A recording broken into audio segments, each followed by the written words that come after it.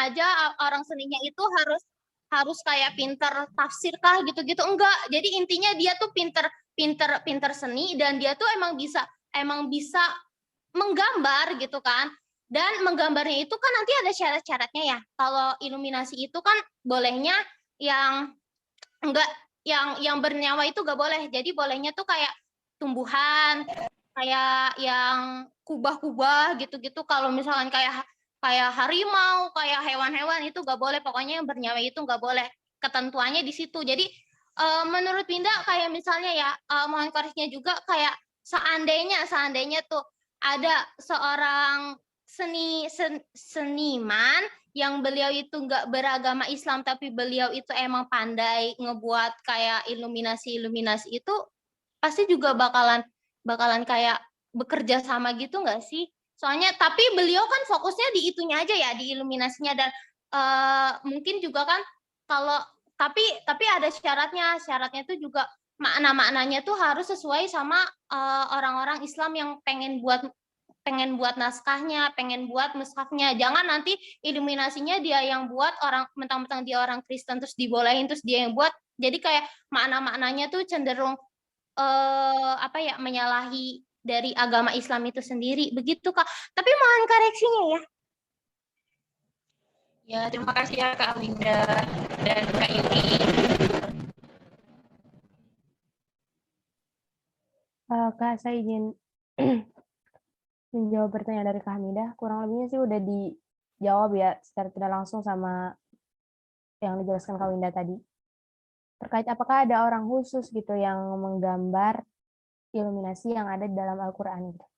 Tentu ada tim penyusunnya juga, bukan hanya orang yang menyusun ayat Al-Quran itu sendiri atau apa namanya penulis yang ada ayat Al-Quran itu sendiri, tapi iluminasi itu juga memiliki tim penyusun, namanya iluminator kan. Kalau iluminasi itunya logam hiasnya tadi, kalau orangnya itu namanya iluminator. Jadi dia otomatis sudah harus pinter menggambar tadi kata Kak Winda. Tapi kata aku dia tuh juga pasti menguasai ilmu-ilmu kayak kaligrafi ya, meskipun dia kan ada hiasan-hiasan yang berupa kaligrafi gitu juga gitu. Jadi dia juga harus menguasai ilmu-ilmu dasar kaligrafi gitu Kak, untuk menunjang kemampuannya dalam menghias Al-Quran gitu. Gitu Kak. Jadi bukan tim penyusun Al-Quran, tim penyusun penulisannya, dan juga tim penyusun iluminasi itu sendiri juga berbeda. Gitu. Itu Kak Hamidah.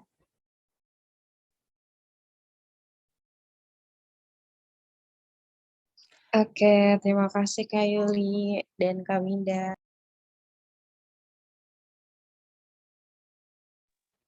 Kak Winda. Oh iya, saya ingin menjawab ya Kak. Jadi iluminasi yang di dalam Al-Quran itu tidak melulu melambangkan suatu daerah tertentu, tidak melulu ya. Seperti yang sudah dijelaskan oleh Kak Winda tadi, ada juga yang kayak iluminasinya itu nggak ketara banget gitu, nggak kelihatan banget nilai seninya nih gitu. Tapi padahal itu tuh iluminasi gitu. Kayak mushaf yang kita sering jumpai itu di pondok-pondok tuh, yang kita suka beli tuh, yang buat Quran hafalan. Itu kan iluminasinya nggak kelihatan ya, nggak kayak yang di PPT tadi itu yang banyak banget kayak gitu, nggak. Itu suka ada yang daun-daunan ataupun kayak bunga-bunga atau bahkan love gitu ya, kayak gitu-gitu. Jadi udah makin modern gitu Kak. Jadi nggak melulu iluminasi itu mewakili suatu daerah tertentu gitu. Kalau untuk iluminasi yang seperti itu untuk khusus mushaf yang mau mewakili daerah tertentu, atau ya tadi kayak mushaf Sundawi itu kan dia iluminasinya itu berasal dari wilayah-wilayah yang ada di Jawa Barat kayak gitu. Terus mushaf Jawa itu identik dengan belah ketupat atau segitiga gitu. Jadi kalau untuk mushaf yang mewakili daerah itu tentu iluminasinya juga mewakili daerah-daerah tertentu. Kalau misalkan mushaf modern yang sering kita jumpai di pondok-pondok itu yang yang punya para santri-santri itu kan udah modern banget ya. Iluminasinya nggak kayak yang tadi. Itu enggak. Itu nilai seninya bisa dikatakan tidak terlalu tinggi ya, Kak. Tidak memiliki arti yang begitu penting seperti iluminasi-iluminasi yang mewakili daerah tertentu gitu. Jadi fungsinya di situ benar-benar hanya untuk menghiasi saja gitu. Dan juga memperterang tulisan itu. Jadi memfokuskan mata kita itu ke tulisan ayat Al-Quran tersebut. Gimana Kak Winda? Terima kasih, Kak. Iya,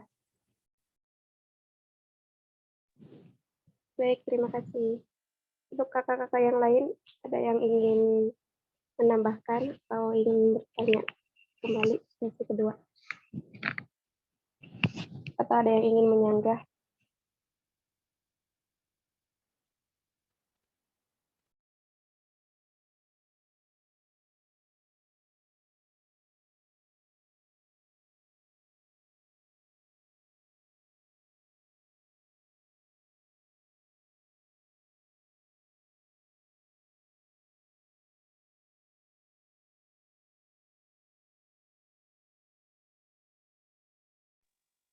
Gimana Kak, ada yang ingin ditanyakan lagi? Tadi kan ada yang menyampaikan ya, aku lupa siapa,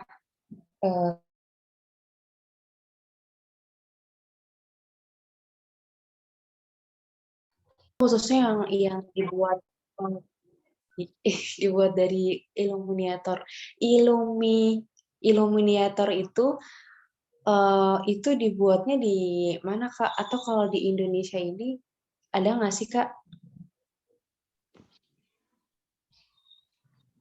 gimana Kak Winda?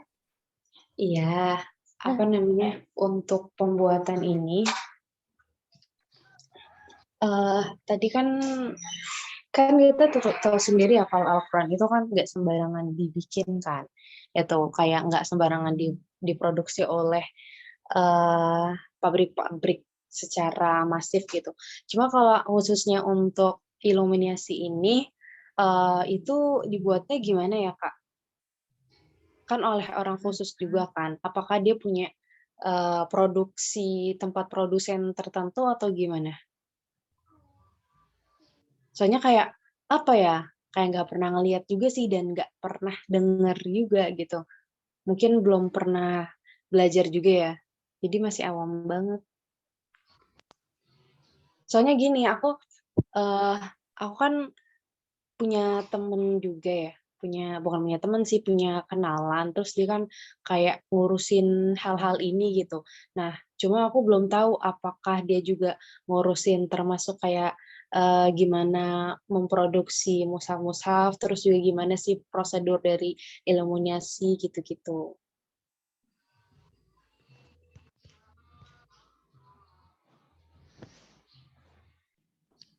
Kak Winda izin menjawab, boleh, Kak? Oke. Punten, biar cepat kelar. Itu apa namanya? Kalau zaman sekarang untuk mencari kayak iluminator berarti ya. Iluminator itu tuh dengan cara para apa ya Kemenak dan sebagainya itu tuh ngebuat lomba. Nah, lomba nanti dari yang bagus di antara lomba-lomba itulah tuh nanti yang biasanya kayak dicecer sama pembuat-pembuat mushaf kayak misalkan Cordoba, terus kayak Syamil gitu-gitu. Ini dia bagus nih iluminasinya nih, bolehlah kayak kerja di kita gitu. Tapi kalau zaman dulu, kalau yang manuskrip zaman dulu itu lebih ke raja kan ya. Kan masih daerah-daerah tuh dan biasanya emang yang ngebuat kayak gitu biasanya kan para raja-raja kerajaan Islam gitu. Jadi ya ditunjuk sama kerajaan gitulah para seniman-seniman tertentu gitu Kak. Mohon koreksinya ya. Kalau aku boleh menambahkan nggak?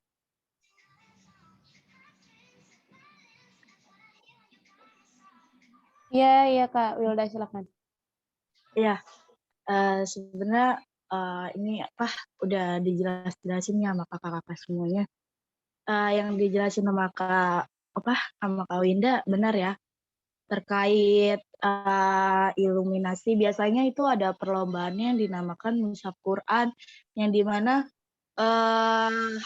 para peserta itu lombanya seperti itu, membuat iluminasi. Nah, setiap orang yang udah bisa iluminasi itu pasti dia udah jago kaligrafi gitu. Jadi emang udah terkaitan satu sama lain gitu. Jadi orang yang udah orang yang belajar kaligrafi pun belajar seperti belajar itu gitu. Dan setiap setiap motifnya kan kadang yang tadi juga Kak Yuli bilang kan, nggak semuanya itu adanya kayak motif-motifnya itu nggak kayak, maksudnya kayak ciri khas sesuai daerah, ada yang emang biasa aja gitu, yang nggak ada ciri khas setiap daerah, tapi ciri khas dari mushaf itu tersendiri. Kayak misalkan keluarannya Cordoba, misalkan dia ciri khasnya kayak gimana. Terus terkadang tuh ada yang misalkan ada yang versi terbaru, jadi kayak nggak memungkinkan kayak setiap Al-Quran itu emang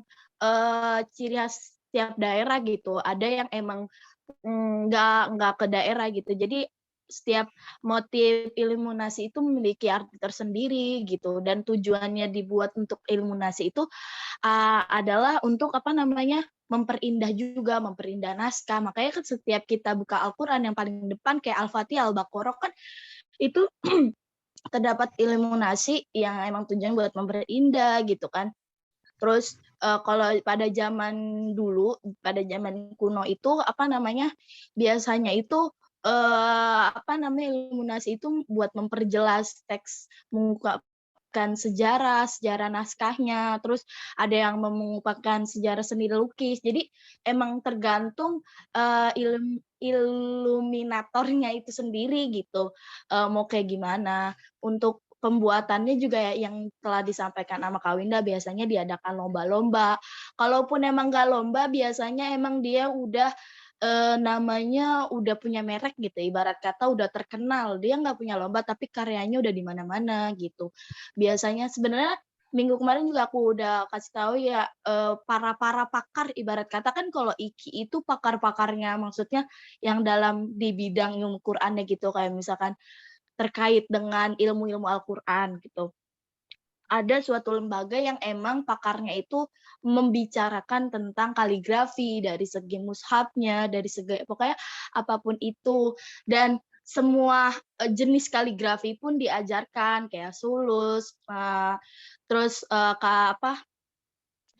apalagi ya aku lupa, pokoknya dan lain sebagainya deh gitu. Jadi seperti itu. Sebenarnya udah dijelasin juga sih sama kakak yang lain. Oke, terima kasih. Iya Kak, terima kasih Kak Wilda. Saya izin menambahkannya. Jadi kalau kita di mana sih ingin menemui seorang iluminator gitu, biasanya kita temui di mana orang seperti ini gitu.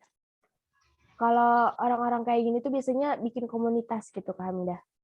Mereka berkumpul dalam satu komunitas yang emang keahliannya itu dalam sekitaran kaligrafi atau enggak iluminasi gitu. Contohnya di sini ada Ahali Hamidi. Ini merupakan komunitas kaligrafer yang belajar kaligrafi dengan metode Hamidi. Nah, ini bukan sebatas kaligrafi aja ya, tapi juga dia mencakup juga iluminasi gitu.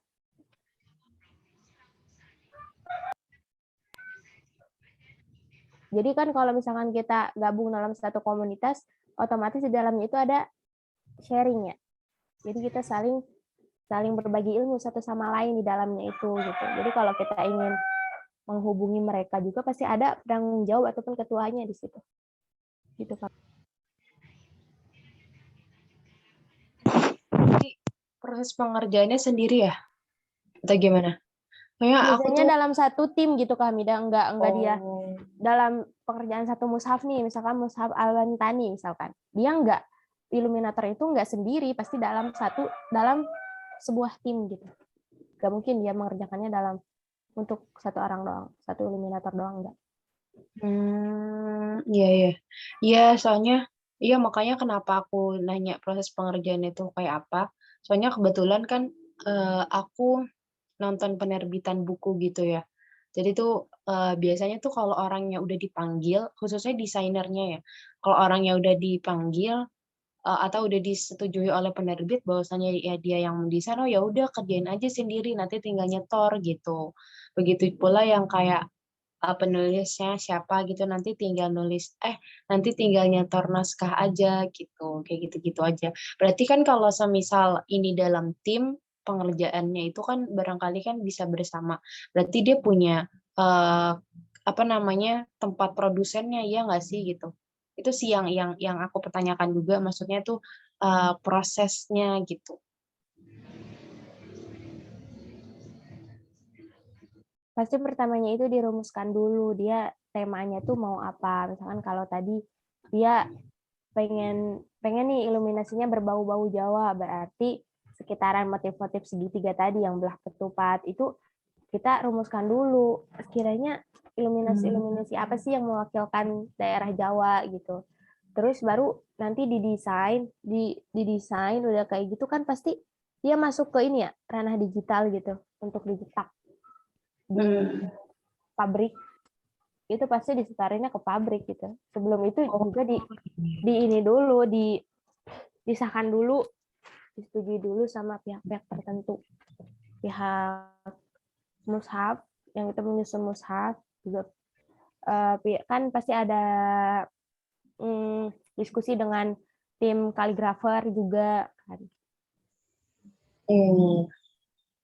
Oke Kak Yuli, terima kasih. Ya, sama-sama.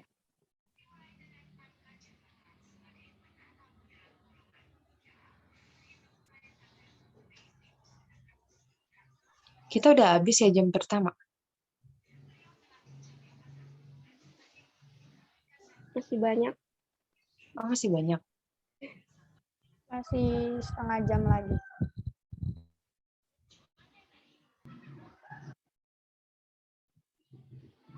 Jangan di-record.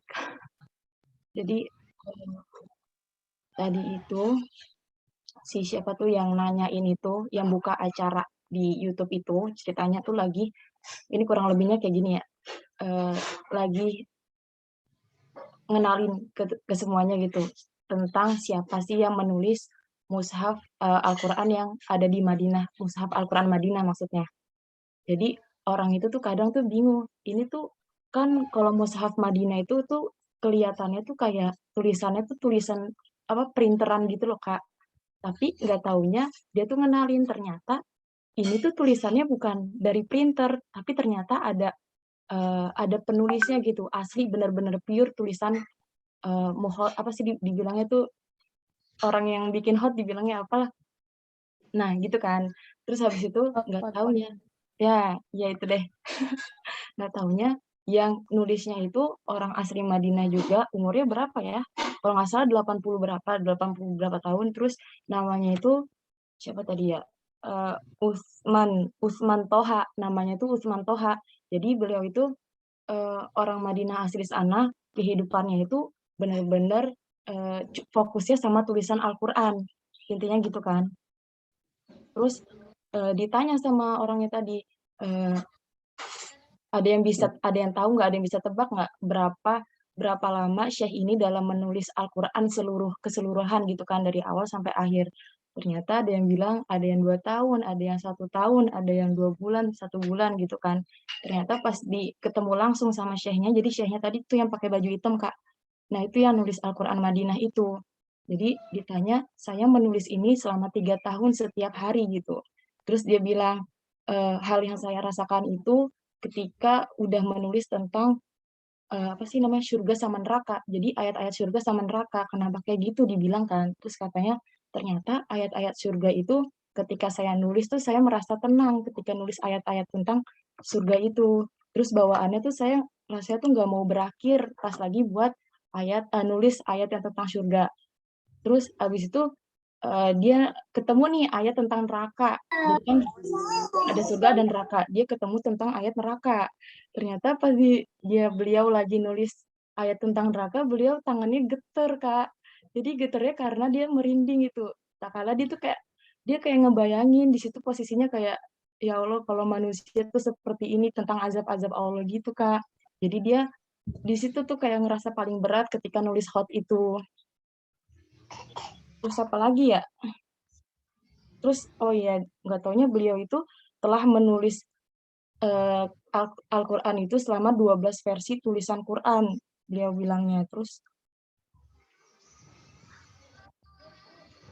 ya udah sih itu kalau misalkan ada yang bisa di itu ya Itu bisa di tulis tangan gitu. iya itu nggak tahu ya tulisan beliau ya loh Yul gitu. Terus abis itu kayak difotokopi gitu buat diperbanyaknya. Kayak bukan di fotokopi sih aku sih nggak tahu prosesnya gimana cuman pokoknya nanti ada tim ada kayak tadi kamu bilang ada tim penyusunnya gitu loh jadi mungkin dari tulisan beliau di Oh, apa ya di scan, meren ya, di scan gitu. iya kali di scan apa gimana gitu ya iya jadinya ntar banyak gitu makanya kalau ketemu mushaf Madinah terus oh ya dia bilang kalau misalkan ini contohnya ya ini kan mushaf nih aduh ini kan mushaf nggak kelihatan coy pokoknya ada mushaf kalian buka covernya terus ada tulisannya Usman Toha gitu kan nah itu tuh buatan beliau gitu itu buatan beliau Usman Toha terus apa ya ini pokoknya gitu deh nah itu buatan beliau gitu kalau misalkan ada Al-Quran warnanya hijau tau kan yang mushaf Madinah Iya, iya. iya itu ya Allah Masya Allah. iya guys Segala itu ada versi-versinya lagi ya. Berarti bukan satu mushaf doang ya? iya kayaknya bukan satu mushaf doang dia bilangnya sih udah seumur hidup dia udah 12 kali itu tulis Al-Quran gitu pokoknya pokoknya kesehariannya aja tuh nulis Al-Quran aja jadi dia nggak mikirin dunia apa urusan dunia gitu loh dia kayak karena emang udah hobinya udah suka juga gitu nulis kalimat-kalimat Quran kalimat Oh, Allah tadi nulisnya itu tadi yang di tempat tadi ya. Jadi otomatis kayaknya ke input ke ini kali. nah bisa jadi Tadi nggak? Yang tadi tuh kayak digital gitu tempat nulisnya. iya Lagian gini juga apa namanya balik lagi ya yang tadi aku bilang kan aku kan emang pernah nonton penerbitan juga ya. Jadi itu tuh memang sekalipun dia memberikan naskah ya kan atau proposal desain atau emang udah jadi nih desainnya ini nanti kayak gini. Nah, nanti itu urusannya tim penerbitannya atau percetakannya gitu loh. Apakah di-scan ataukah di apa namanya dicetak ulang tapi gambarnya tuh yang serupa gitu cuma paling nanti lebih rapi aja gitu apakah iya nanti diubah ke digital nah habis gitu baru dia nanti apa namanya dicetak gitu buat Al-Qur'annya kayak gitu jadi semisal kayak aku nggak tahu ya kalau dia itu buatnya itu emang makanya kan tadi aku nanya prosesnya itu kayak apa apakah dia punya tempat khusus yang mana di situ udah ada mesin langsung ataukah dia itu bikin sendiri ya kan dibikin sendiri entah pakai apa di laptop aja sebenarnya bisa kan kayak gitu ataukah emang pakai tangan kayak gitu nanti kan sistemnya kalau gitu di store gitu jadi kayak kemungkinan tuh ya itu tadi apakah dia di mesin tadi langsung itu langsung dicetak ataupun kalau semisal dia enggak langsung gitu ya nanti dia disetor gitu ke tim pencetaknya. kurang tahu sih kalau itunya juga cuman tadi kalau di videonya juga terakhirnya tuh ada proses pembuatan Al-Quran Madinahnya gitu dari tulisan beliau itu udah masuk pabrik gitu loh bisa apa ya mungkin bisa dicetak tadi kayak yang Hamidah bilang mungkin tulisan beliau yang dicetak gitu Allahu alam pokoknya ya gitu guys sedikit aja ya thank you Kakak, aku boleh nambahin nggak? Ini kayak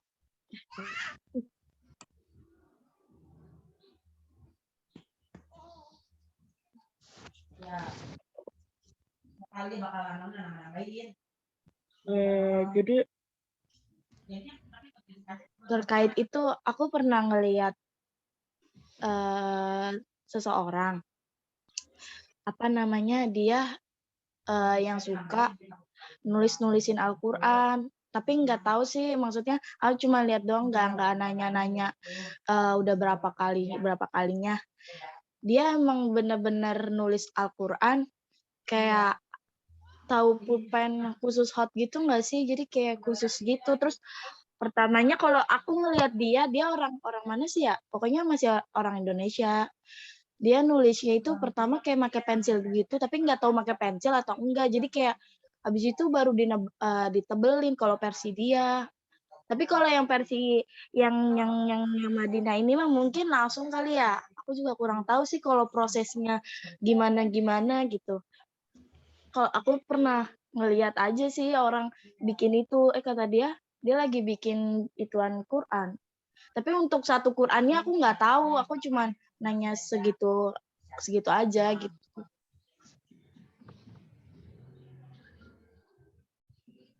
Kayaknya sih emang tempat yang tadi itu emang udah khusus deh. Kayaknya ya, lagian kan emang udah zaman modern sekarang, masa sih nggak punya tempat yang memadai gitu loh. Masa sih, apa namanya, ilustratornya atau iluminatornya, masa nggak dikasih fasilitas gitu.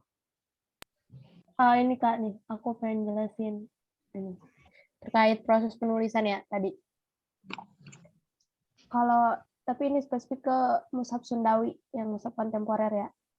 Jadi pertamanya itu diawali dengan perencanaan, pengumpulan bahan dan data, penelitian, percobaan, pengujian kertas, tinta, emas, dan alat-alat lainnya agar terjamin keandalannya. Kemudian tim menstilasi, ragam hias flora, jenis-jenis tanaman khas Jawa Barat menjadi bentuk-bentuk ornamen atau iluminasi yang khas dan berkarakter Sundawi. Kemudian memformulasikan berbagai bentuk dan bahan sehingga menjadi sistem yang praktis dan tepat.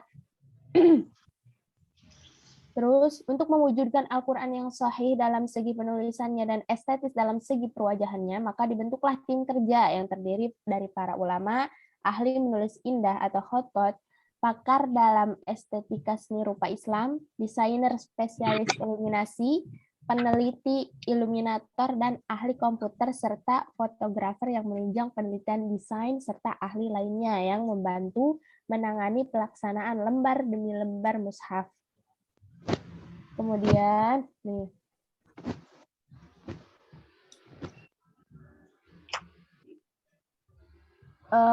meja gambar dan meja kaligrafi digunakan selama penulisan. Mushaf Sundawi didesain dan dipesan khusus serta disesuaikan dengan ukuran kertas dan standar tubuh manusia Indonesia. Meja gambar yang dipergunakan terhitung sebanyak 20 meja, sedangkan meja kaligrafi sebanyak 4 meja. Begitupun peralatan pendukung lainnya dipesan khusus guna mengurangi resiko kelelahan dan rusaknya kertas dari segala kemungkinan yang tidak diinginkan. Dalam penulisan mushaf Sundawi digunakan beberapa studio khusus seperti studio kaligrafi, studio iluminasi, studio komputer grafis, dan studio yang lainnya. Semua studio ini ditempatkan di satu tempat rumah yang beralamat di Jalan Raya Bengawan. Nah, ini berarti dia pertama itu ditulis dulu sama tim penyusun ya, sama manusia gitu, bukan sama mesin. Baru habis itu dibawa ke studio, di-scan kayaknya ya. Gitu kali ya. Itu yang berarti yang di Indonesia itu yang tadi kakak baca itu perkiraan itu ya kayak satu Quran bisa banyak orang yang nulis ya, begitu ya kak? Iya. Kalau yang tadi kan yang Syekh yang tadi beliau sendiri benar-benar pure sampai 3 tahun sendiri. Mejanya aja ada 20 meja. Oh, berarti sistemnya masih bareng-bareng gitu ya? Meja gambar. Kalau meja kaligrafi 4 meja. Berarti ya dalam satu tim penyusun berarti. Bukan satu orang kayak tadi.